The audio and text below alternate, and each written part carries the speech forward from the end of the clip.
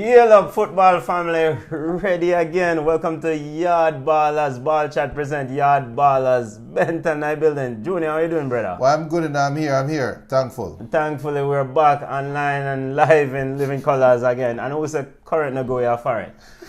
One, being up the family, come on, how are you doing? I'm good. Alright, welcome. Don't wrestle with the phone. And football lovers, one thing Yawd Ballas and Ball Chat is all about incorporating different opinions. Everyone who know football can always forward and talk their mind, and today is no different. We have a special guest joining us, Miss Kadish Fishley. Kadish, how you doing, what's coach? up? How you doing, good, Kadish? Man, I'm good, man. Everything is good. I just get preparing my girls for the season next year, but we're all good. All right. Football lovers, we have Kadish joining us. She's coach of St. Jago's women's football team. And, Yawd Ball, as we're saying, are ready to talk some yard football. Talk the thing. I send out all of the Facebook posts them right now. Talk out the things. Yeah, man. And football lovers talking on mine as usual. Send on your links and your connects and the comments you have on our Facebook page. Link us on Island Sports Network. Big up to the Island Sports Network family. Roll in, send on your comments, and link us also on our YouTube channel at Ball Chat Podcast. You can send on your comments and questions. So as usual, every week is partnership when it comes to Jamaican football. But before we get into the meat of the matter, Kadish, can you give the football fans an overview, a little short overview of your background in football? Well, I started coaching in 2014. I got my level 1 and level 2 in the same year. And I've been coaching. I started my own academy, but finances made that fall through. I was coaching Central Village, a team from Central Village, Central Links, a women's team, and a under 17 team that went to the semifinals. And then I now have one of my dream jobs. I'm coaching at my alma mater, St. Jago High School. Big up the St. Jago people there. St. Jago #1. Yeah, right. We don't want to get carried away with St. Jago being #1 still, but big up yourself. And we don't know. We love the work that you're doing as a pioneer in the coaching realm, as a lady doing her thing. Because we need more like you, and you're setting the trend for the thing. So we love what you're doing. We respect your work, and we don't know it's hard, but keep going. You see me? Yeah, respect. Yeah, man. All right, Thanks. so Yawd Ballas football family, we're going to kick the show off. Getting ready, the Reggae Girls. Getting ready for Olympic qualifiers starting tomorrow. Starting up. I guess Minzy got the money. You're not about coaching. Come on. Minzy got the money then. Apparently, because he's still the head coach. Because remember, he said that if he didn't get his money, he would walk. So he's still there. So hopefully he got his money and everything is curry and the girls can focus on football. Yeah, so the Reggae Girls are going into a tricky situation now as they get ready for Olympic qualifiers. They're playing in Group B, and the winner of Group B and Group A and C will qualify into the next round of qualification where they face USA, Canada, and Mexico of the world, and the top two will go on to the Olympics next year. Kadish, Kadisha Shaw. Kadish, your assessment of the Jamaican team in this setup as they go for it in this group, do you expect them to essentially win this group? Yeah, it's always the same thing. We have qualifying. Once it comes down to the Caribbean team, we decimate them, and then when we reach to the CONCACAF level where we have to go against the Mexicos and the Canadas and the USAs, we always seem to fall short. But it's definitely an easy victory for us. We should be going into the second round.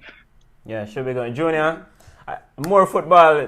They selected pretty much a big squad, so all the big ballers them theoretically are forward. My big baller Lawrence Silva tonight, but we'll get to that next time. Kadisha Shaw should be leading the line here, right, Junior? And the 3 or 4 new players they also incorporated. But your expectation for this tournament from the Reggae Girls? I expect them to go through to the second round, but I'm cautiously optimistic because complacency. We don't want overconfidence to set in. So that's my only concern. Now, hopefully, the monetary fight galvanize the team, bring the team closer together, if it was even possible, and give them more motivation to go out and stamp their class. So I expect them to go through easily, but cautiously optimistic. Yeah. Come on, do you have, I don't have the data in front of me of the other teams in this group, and who potential is the major competitor that Jamaica have. Do you have any information on that? I know Trinidad is hosting the Group A games, and theoretically one expects them to go through from there. But do you have any insight on who are the other teams in this Jamaican group? I don't remember. I had it in front of me and it disappeared. But we should, as Kadi said, we should actually go through. I mean, there's no reason for us not to advance from this group, from this stage to the other stage. Yeah, so you see our Jamaicans now stay a junior, them ignore the rest of the competition and them say them ready. But as they should though, as they should. Because we are all just waiting for the final round, right? Yeah. Let's just call a spade a spade. I'll be honest with you, I don't care who they play in the first round. Because if they come out and play anywhere near their potential that got them to the World Cup, why should they worry? I'm only worried, me personally, only worried about complacency setting in. That's my only issue. Overconfidence. We are so overconfident that I hope it doesn't seep into the players. Yeah. And football family, by the end of the show, we'll get the other teams in the group. But Kadish, like you said, you expect them to go through to the group, but ultimately the positive side of this is that they're playing more football, and that should be a huge plus, right? Because essentially it's kind of limited when it comes to ladies getting access to play the game in some circles. Yeah, and that's always, a sign that things are getting better. The regular girls are playing more games. It's not just about coming in 3 months for qualifying. That's like a month on the road, So as we get more games under our belts, hopefully we can improve our technical and our tactical aspect of the game. But as you say, it should be an easy walkthrough. Yeah, so the other members of the group will face Cuba, St. Lucia, Barbados, U.S. Virgin Islands, and National Stadium. I mean, come on, is the JFF doing a good job of promoting this tournament? Because I'm not hearing no promotion go on. Absolutely not. Absolutely not. Because, I had seen the schedule and the group, and I had shared it, and I went online a while ago to find it, and it was missing on the JFF Twitter page. And I went to the JFF, and it was like way down the bottom. They play tomorrow. You should see this. You should go to Facebook. Come on, I think you're being a little bit unfair still, because I know that the JFF has sent out this to the media, and I've actually seen flyers saying that, our Olympic qualification starts when and who we're playing against. So I've seen it. I probably don't see it as much as I would if it was the men, perhaps, but it's been around and it's been sent out to the media. Right, but I'm not saying that it's not out there. I saw it. That's how I came to know about it. But I'm saying they're not doing it. The question was, are they doing enough? And they're not doing enough. The game is tomorrow, right? The game is tomorrow. It should be the first thing on their Facebook page. It should be forget the media. This is something that the JFF can control. They have all the social media platforms. Then you use it. You should be sending it out, reminding people that on a Monday at 6:30 p.m., Jamaica plays Cuba at the National Stadium, and it's just not out there. And we talk about it all the time. The JFF is poor when it comes to marketing, and this is just one of the reasons. I saw somebody ask a question on the JFF page, like, where can we buy tickets? And they didn't respond. The person said, this is something that I get it. Some people are lazy, don't want to go out there and look. But if the JFF has a Facebook page, a social media presence, and a fan comes on your page to ask you, where can we find tickets? Then right away your social media intern, because you must have somebody who run the page, could respond.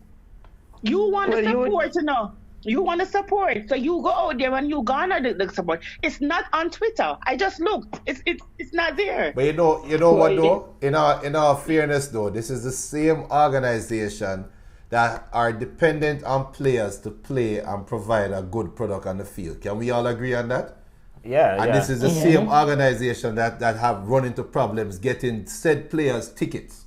Alright. So if they cannot get a player that they depend on to play the game, a plane ticket at the right time, it might be a little bit stretched to ask them to provide information to people that they don't care about. Alright, so make we do it then. Yawd Ballas family, anybody who on the island, who in the area, tomorrow, yo, buy tickets, check out the Reggae Girls as they get ready. They play the kickoff tomorrow. Barbados versus St. Lucia is one of the early kickoff, and I think they play US Virgin Islands tomorrow. And just support the Reggae Girls. And you know what? Fly the stadium. Make the primary school putting them going to.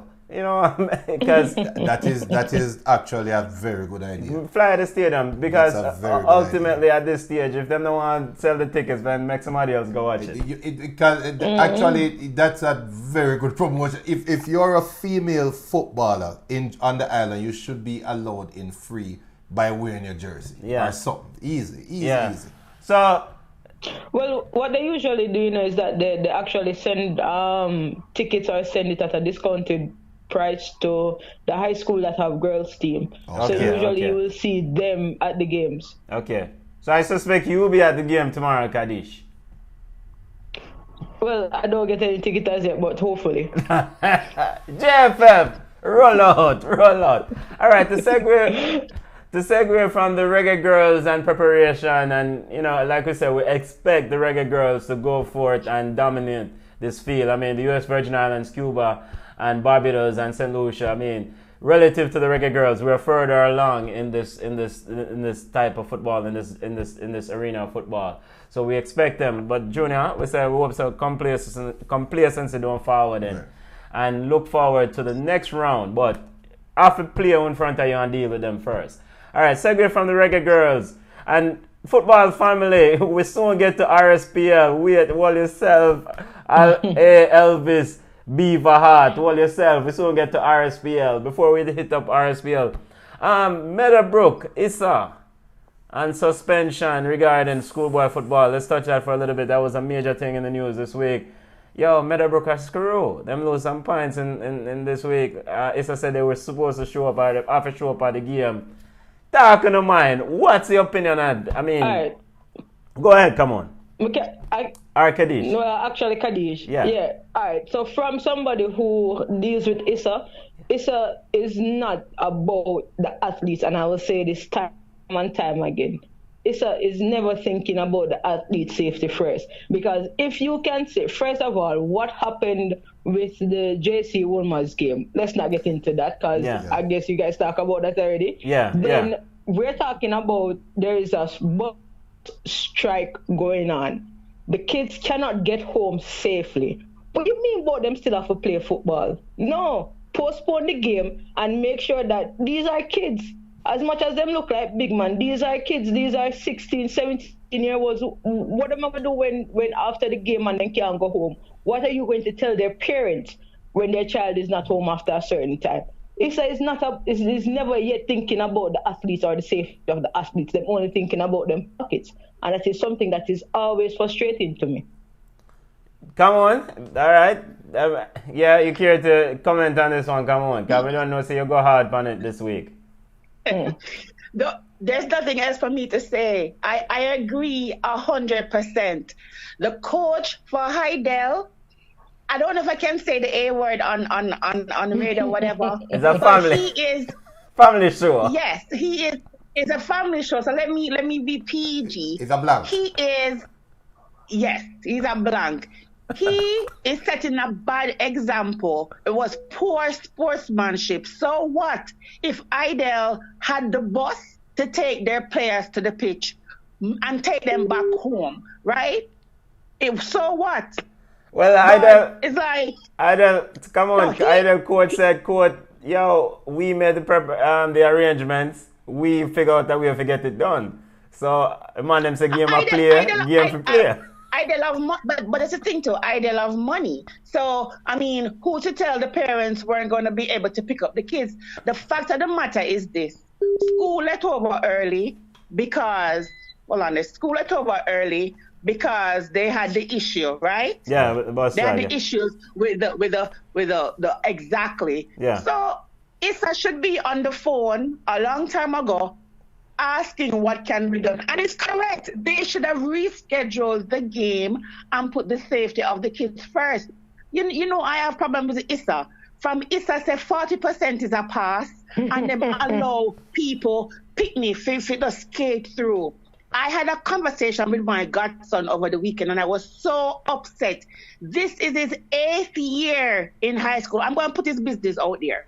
Yeah, 8th year in high school. Wait, not 8th, number 1, in repeat 5th form because he wanted to play a Manning Cup.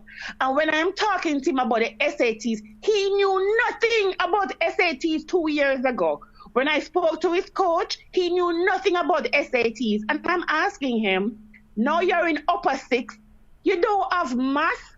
Oh, you reach upper 6. How are you still playing high school football?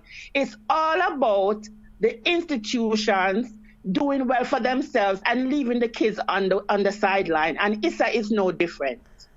Yo, godson, go and do your thing. Someone always spent 10 years of high school. Don't worry about just you will get there at some point.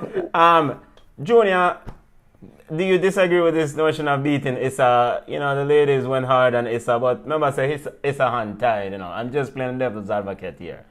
Issa said it's hard to reschedule these games. And your thoughts on this, Junior? We're going to need about 3 months to really dissect it.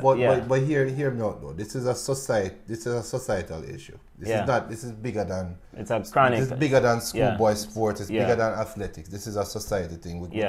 We can take different avenues to explain. We can talk about the rich versus poor. We can talk about the difference between a student and an athlete and a student athlete. There's a lot to unpack here. And all this shows is a disconnect between Issa, or the disconnect between corporate Jamaica, because this is bigger than Issa.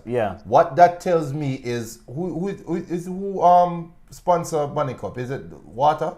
I do it. And Digicel. Digicel. What that tells me is the sponsors are saying, look, I don't care about a bus strike. No, game for play. Game have to play. Game for play. And Issa is going to say game have to play. Because money turn up. We will take the slap on the wrist, but game have to play. This is a big issue.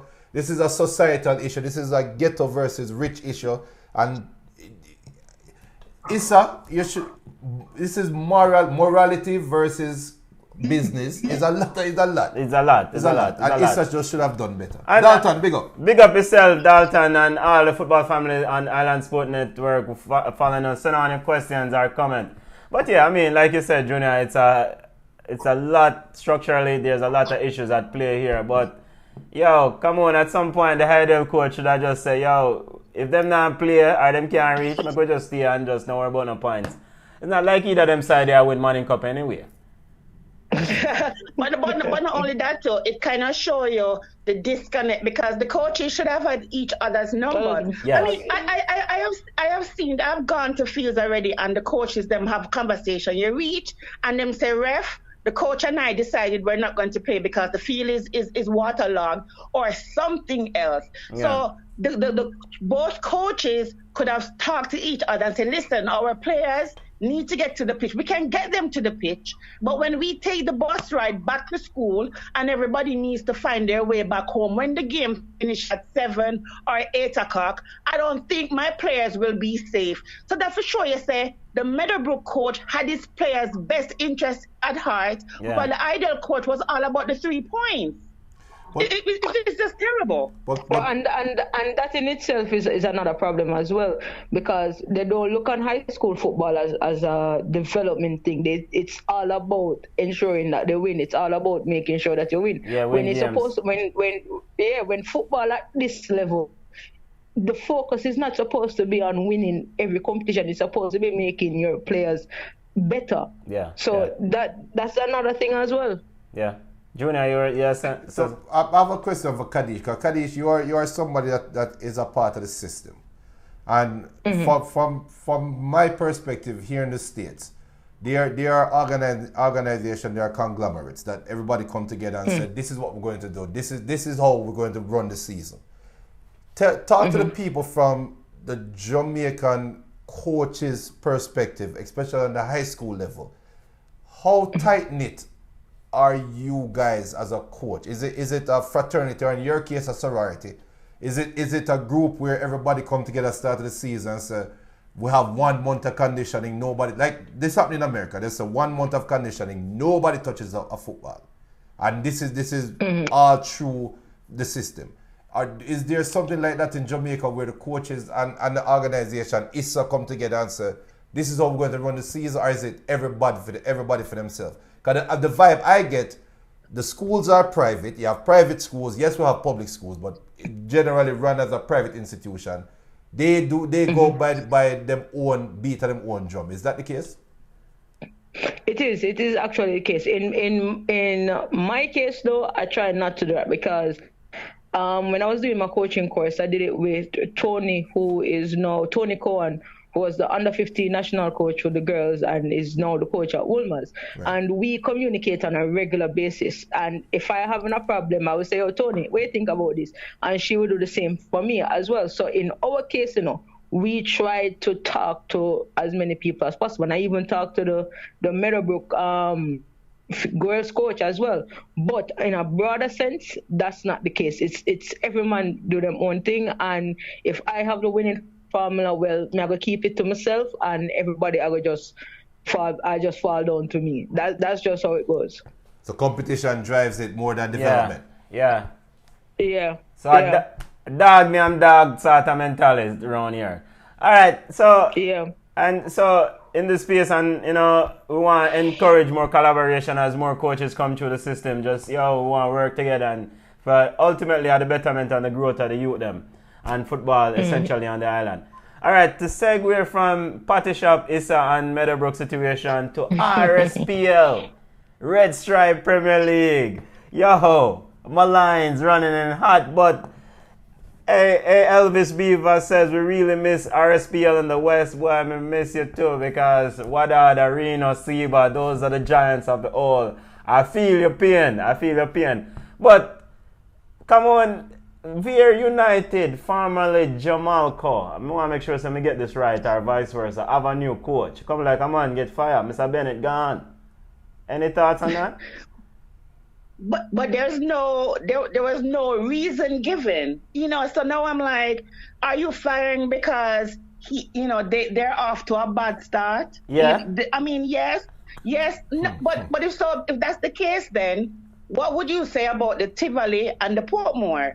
Because they're on the same amount of points, but the only reason why Jamaica is in 10th place is because of a goal difference.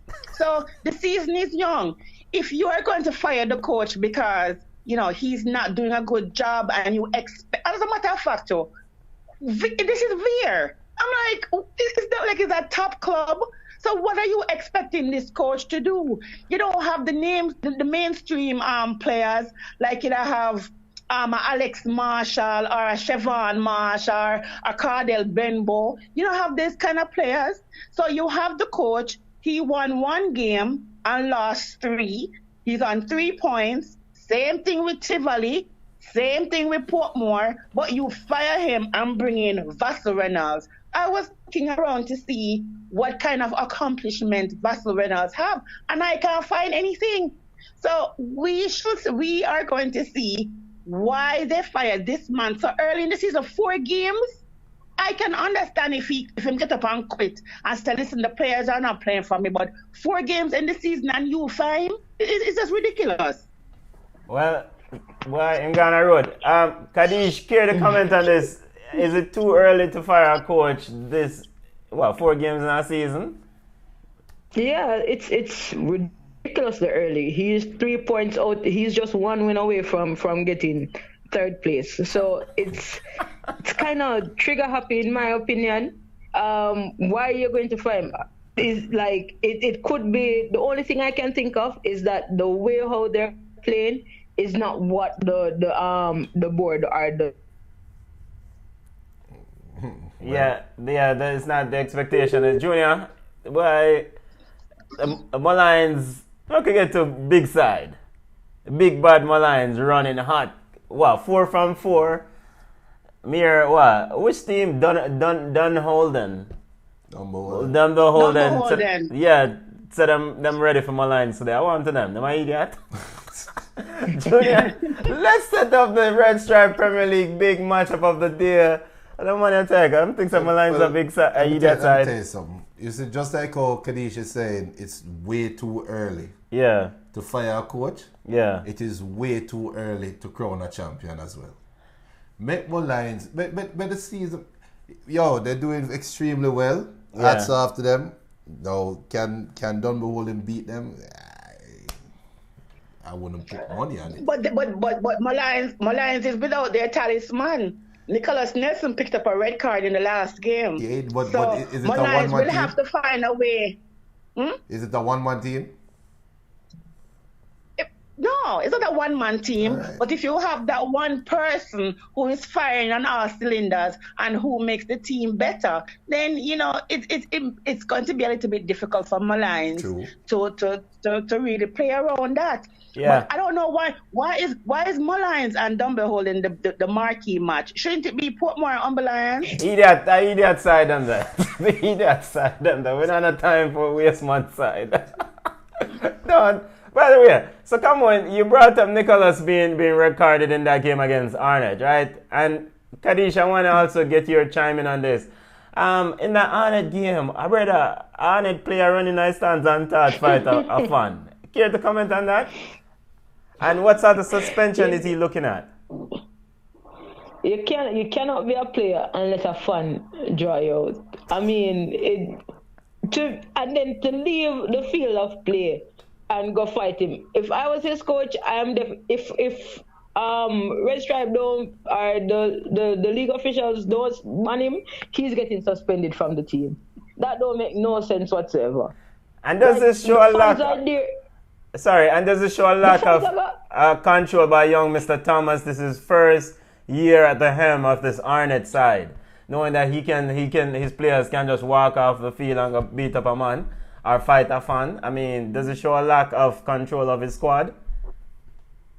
Yeah, it does, because I don't think any of my players would be so brave to try and do that when on the field. Like, we're playing a game and you just walk off. No, that can't happen. So it tells me that there are some discipline issues there, but then at most teams there are some discipline issues. True. That's just how it is with Jamaican football. A lot of the players them feel like they can run things themselves, but it was totally unnecessary, and him deserve anything that's coming his way. Yeah, so interestingly, Junior, we'll see what sort of suspension he gets. I could be wrong, but I say that I could be wrong, but I think I saw a report where they said the league already took care of it or something. And I thought I'll have to double check. I don't want to put that out there, but honestly, it wouldn't surprise me if he's not suspended. Okay. It wouldn't surprise me. All right. Come on, is this the day that Portmore finally win a game? You're not gonna ask me about what me feel about homeboy jumping the fence. All right, come on. As a referee, how you feel about homeboy jumping the fence? Benton, you're slipping, man. My apologies. The first thing is this: the referee did not even see. So now I'm wondering, was he substituted and was on the bench? Okay. Because the center referee did not see him jump the fence and started to fight. It was the assistant referee who told the center ref, and he was shown a straight red card.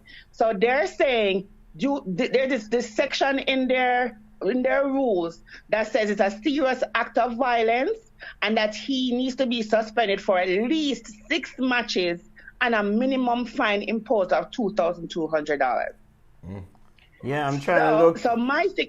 Yeah, go ahead, come on. Yeah, so my thing is this, and I do understand, as a player, right? It is easy for us, for fans, I mean, it's easy for us to say, oh, this player shouldn't, whatever. It is very difficult for a player to maintain control when a fan or fans completely ride them for the entire game.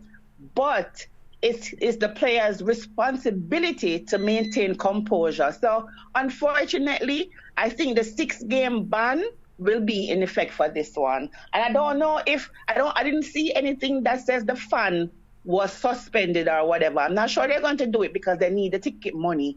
But some fans need to get banned from stadiums. It's just ridiculous. Hold on. So, but what was the events leading up to the brother jumping off event? Just talking to the player.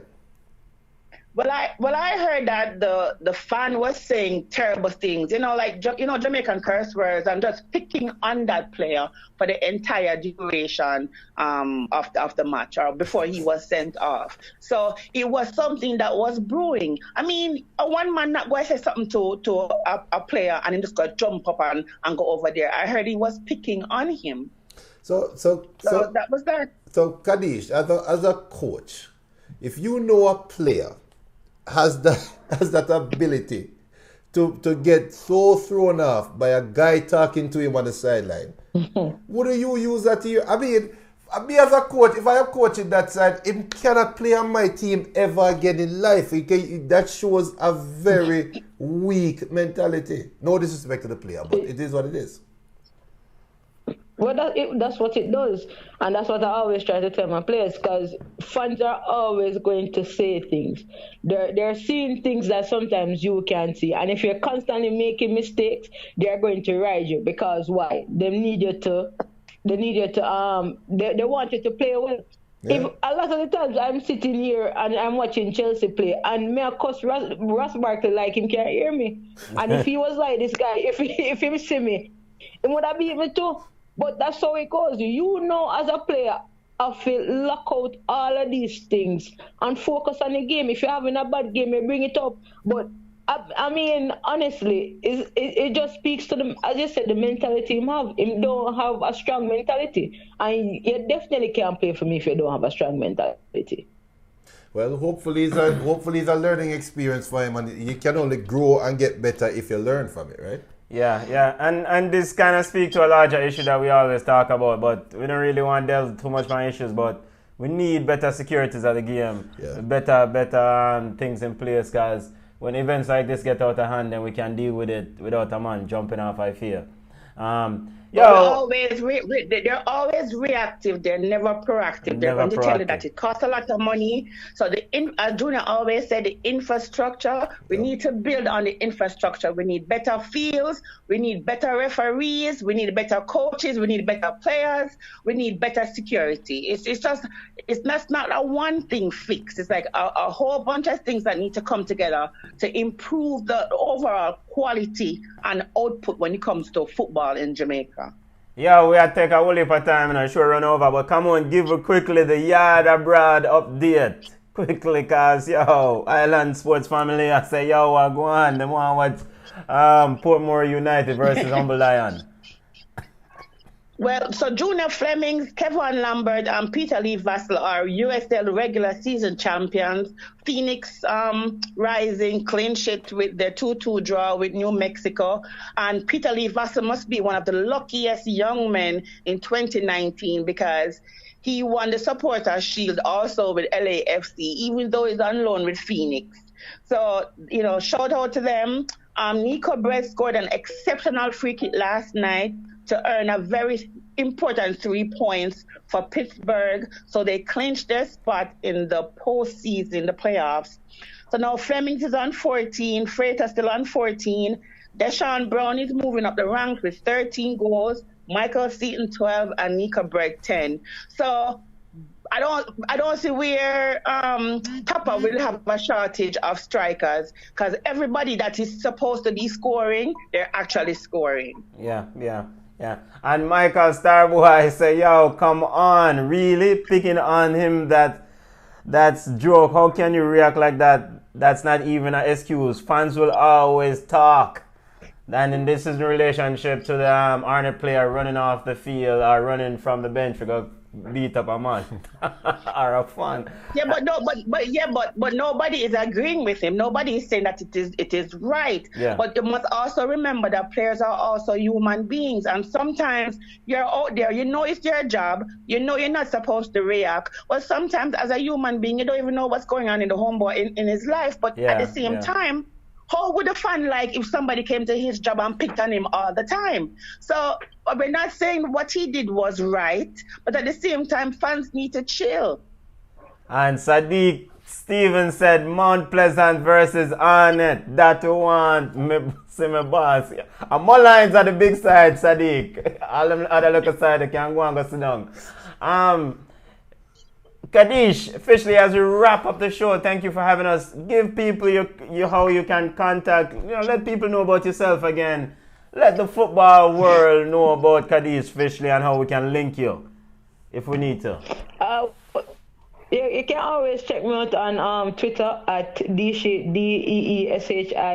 I'm on Facebook, Kadish officially. You can talk to me there. I mean, I do a shameless plug for a group. I'm on a group called Beyond 90 Minutes, where we talk about football all the time. So you can check it out as well. It's a good group. Yeah, what be that group? Oh yeah, man. So you guys will see me soon and very soon. I have big things planned for San Diego this year.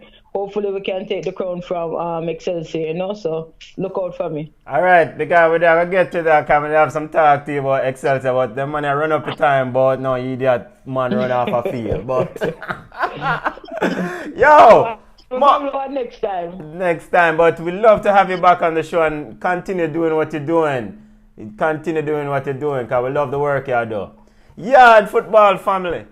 Sadiq, what is it? Well, I say, what I love after you had this or that. I'm like, all right. I big up yourself, Mount Pleasant family. I think you got no win a game yet.